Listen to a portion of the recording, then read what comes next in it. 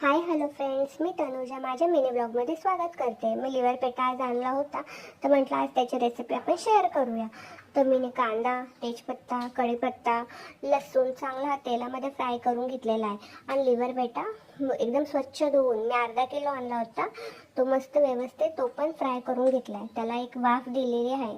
आणि त्याच्यानंतर प्लेट काढल्यानंतर त्याच्यामध्ये अर्धा चम्मच लाल तिखट, हळद आणि गरम मसाला हा घरात मी बनवलेला आहे, तो पण ॲड केलेला आहे।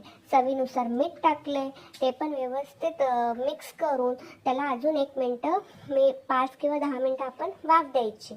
आणि गरम पाणी एका साईडला मी गरम केलेलं आहे आणि वाफ दिल्यानंतर तो गरम पाणी त्याच्यामध्ये ॲड केलेला आहे।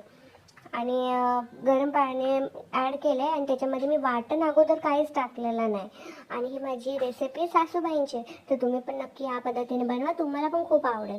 आणि वाटण हा एकदम शेवटी टाकायचा, म्हणजे जो आपला लिव्हर पेटा शिजला की त्याच्यानंतर तुम्ही ते वाटण ॲड करा।